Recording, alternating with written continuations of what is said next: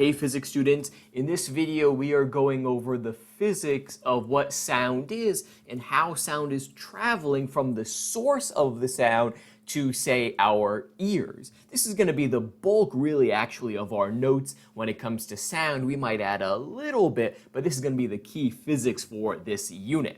Okay, and then we're really just going to get started on light. We'll be spending several videos, really a few weeks actually, looking at all the different ways that light comes into play when it comes to sending and receiving a snap. But we're just going to look at the basics. For both of these, we'll be incorporating that wave speed equation, which you'll need for the next homework. That wave speed homework, you need to watch this video first. So make sure you do that because some of the stuff from that assignment is coming from this video. Okay, let's get going. First, sound. All right, what is sound? It's a wave. And remember, we learned two types of waves. Sound is a longitudinal wave, a wave where the material is moving parallel to the wave itself. Okay, now the speed of sound is pretty much constant. Now on your homework, there's going to be questions asking about like, what's the frequency of a sound wave? And to be honest, using that wave speed equation, V equals F lambda, it's a little easier because the speed of sound is pretty much going to be a constant. Here at sea level, at basically room temperature, the speed of sound is quick. It's 340 meters per second. Okay, 340 meters per second. So in any math problem you're going to see in this class, you can just plug in 340. Technically, the speed of sound can be altered, but that's based on things like the pressure in the atmosphere. The temperature can have an effect on how fast sound is traveling. But for the most part, the range is pretty small. Sound in air is traveling between 338 and 345 meters per second. We'll just use a nice even 340. Now, what's causing sound? Like you're listening to me right now. What's actually creating that sound? That's most of the rest of this part of the video. It's coming from air particles, and you probably could have guessed that, but what's actually going on, these details, that's what we want to investigate a little bit. I have these two animations, which I really like because they get at the heart of what sound really is. And it's all about those air particles, and it's those air particles that are vibrating. They're the medium, they're the material that the wave is passing through. Just like ocean waves pass through ocean water, sound waves are passing through the air, at least when we're speaking normally in the air. And I want you to think of dominoes, this top video here, this top GIF, this chain reaction. All right, just like one domino falls and hits the next domino, and that falls and hits the next domino, and this chain reaction keeps on going, it's very similar for sound waves. But obviously, instead of dominoes, we have these air particles, these molecules of oxygen and nitrogen, carbon dioxide, all that. All right, they start vibrating, and that vibration causes a chain reaction. So in this bottom diagram, remember this is a longitudinal wave. Right here, this is the source of the wave. That's the thing that's vibrating. And that kind of looks like a speaker, right? We know speakers go back and forth and back and forth and back and forth. They're thumping, right? If you have like a really big bass speaker in your home or in your car, sometimes you feel the vibration in your car or in the walls or whatever from that speaker. It's because it's vibrating. That's how it's moving air particles. Well, imagine if we zoomed in.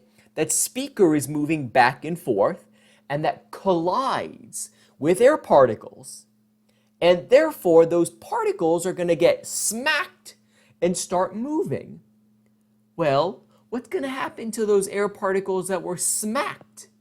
They're going to smack other air particles. Pretend like I'm grabbing a little air particle, and here's another one.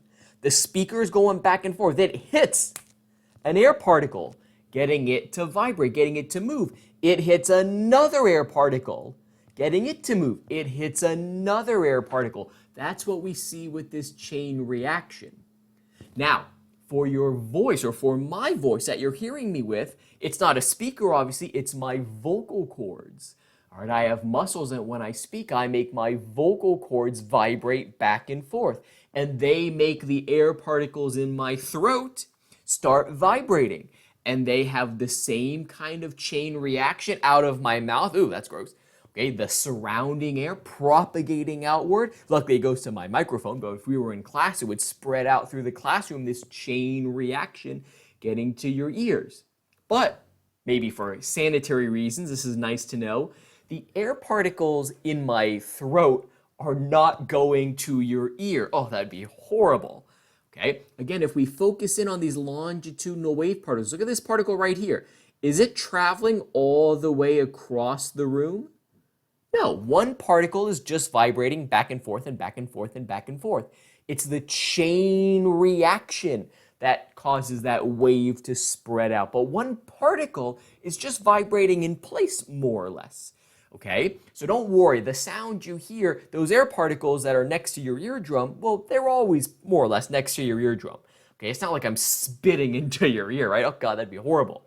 So it's due to these vibrating air particles that are vibrating and causing kind of a chain reaction. And again, this is true for my vocal cords. If you have a tuning fork or any musical instrument, okay, that's just another method of getting particles in the air to vibrate. Here's the speaker. So really all these sound, however you hear something, whether you're dropping a textbook or you're playing the clarinet, what's happening is there's some physical mechanism that's starting a vibration. And that collides with particles. And then you get that chain reaction going into your ear. Okay, that's the basics of what sound is and how it propagates. All right, now can you hear underwater? Well, yes. Instead of air particles, it would be like water. I don't know if you were a kid, you ever like dunked underwater with your friend, and like you try and talk to one another? While it's hard to make out what they're saying, you can definitely hear someone underwater. To be honest, if you put your head on your table and you knocked on the table, don't do it too hard, but you can hear that way. Air particles, or I'm sorry, vibrations can travel through the table, but you need something that's vibrating, okay? Now, sound is a longitudinal wave, right? Those were our diagrams that we just saw, but this is a pain to draw. Right? If I said sketch a diagram of a longitudinal wave or of a sound wave, you'd be going like this, making all these little dots. So we're kind of going to cheat, and this is classically done by physicists and scientists. All right? Even though sound is technically a longitudinal wave, it's so much easier to draw a transverse wave. So don't get freaked out if you see a transverse wave and they're talking about sound, like here's a sound wave.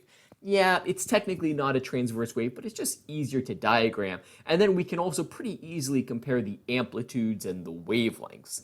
Okay, so we will be using transverse waves to kind of be a stand-in for these longitudinal waves that really are what sound is.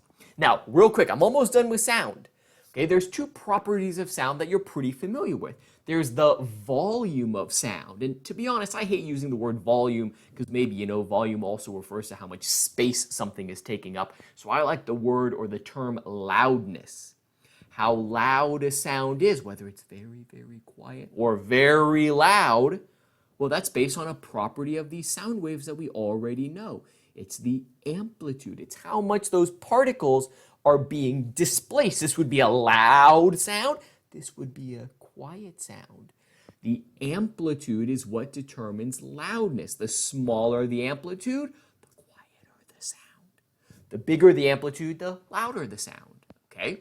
So we know what loudness is based on. It's the amplitude. Similarly, the pitch, also known as the tone. When you're hearing a sound wave, the tone or the pitch, these are just kind of non-science words for a term we already have a physics, a science definition. Pitch and tone is the frequency of the wave. When you think of a high-pitch sound, you ready? I'm going to do it. Here is a high pitch or a high tone. That's really me creating waves at a big frequency, a high rate of up and down. If I have my classic Mr. Thrasher baritone, or if I go to even a lower pitch, a lower tone, that's when you have a lower frequency. So whenever you hear pitch or you hear tone, when someone says, oh, you have to sing in a higher pitch, if you think of like do, re, mi, that's all about you or the instrument or whatever changing the frequency of the waves that they are creating. Okay, so how loud a sound is, the frequency or the pitch, those are things that we already know. They're just other terms that we've learned about prior. Okay, now we won't get into too much about the biology of going on. Maybe we'll do a research a little later, or you could look it up yourself. But there is obviously some more internal mechanisms going on. Here come the sound waves. They do make your eardrum, the membrane, start vibrating back and forth. And then there are these three bones in your ear. Okay, remember there's like the anvil and the stirrup, and there's something else. They start vibrating. And then you get into your inner ear. And then what is this, the cochlea? And then there are cells in here that detect those vibrations. Ultimately, it sends electrical signals to your brain, and your brain says, oh, those electrical signals, I associate that with certain sounds, certain tones, and certain volumes. So we're kind of going to stop our discussion here. How the sound is created and how it travels, that's what we care most about. This video, for the sake of time, we're not going to dive too much further into this part, the biology, though it is an interesting topic. Okay, part B is light, and don't worry, this is going to be quick. This is pretty much the only slide I have because we're spending a lot more time with light. I want us to go over the basics, mostly so you can use it for that wave speed homework. Light is a transverse wave. We'll look at a diagram a little later. And it travels at a certain speed. It's known as the speed of light. We actually saw this when we looked at E equals mc squared. Remember, we had that lowercase c in that equation? C represented the speed of light, and it's constant, and it's a big number. It's 3 times 10 to the 8th meters per second. That's 3 with 8 zeros after it. 8 zeros, meters per second. Okay, now if we think about our wave speed equation, here I have that v equals f lambda. C is a constant. If it says it's a light wave, this equation is easier because instead of v, some unknown speed, it is always c. It is always 3 times 10 to the 8th. So it's easier in the sense like you have one less variable. This is always the same number. You'll always plug in 3 times 10 to the 8th. So maybe you'll be given the frequency and you're asked to solve for the wavelength or something. Now, how fast is this? This is nothing that you have to memorize, just for your own kind of knowledge, because this is a really big number. Light is traveling so fast, this is such a big number, that it could go around the Earth 7 times, 7 full trips in 1 second. So if you think, light is traveling so fast, it could go all around the Earth 7 times during that time. Or from San Francisco to New York, imagine going to San Francisco to New York and back 32 times. 32 times. That's how fast light is going in 1 second. And SF to New York and back, that would be like a 12-hour flight, 6 hours and 6 hours. Okay? And light is 800,000 times faster than sound, almost 900,000 times faster than sound. That's why very quickly, like you see lightning often before you hear the thunder. Both are created at the same moment, but the light races to your eyes much faster than the sound is able to get to them. Maybe I'll show you an animation a little later. Okay, we've already learned one type of light, and that was gamma rays. This is the very last thing. You don't have to copy this down. Okay, we're going to kind of cheat and jump ahead a little bit. All these terms, gamma rays, X-rays, ultraviolet, visible, infrared, microwave, radio, well, we've talked about it before in our last unit. Remember, they're all the same thing. They're all light waves. So on your homework, if you see something that says a radio wave has a frequency of something, well, radio waves are a type of light. They still have that 3 times 10 to the 8th meters per second speed. Okay? So we just started introducing light because we're going to be spending, more time talking about it. But that's the end of my video. Thanks for watching.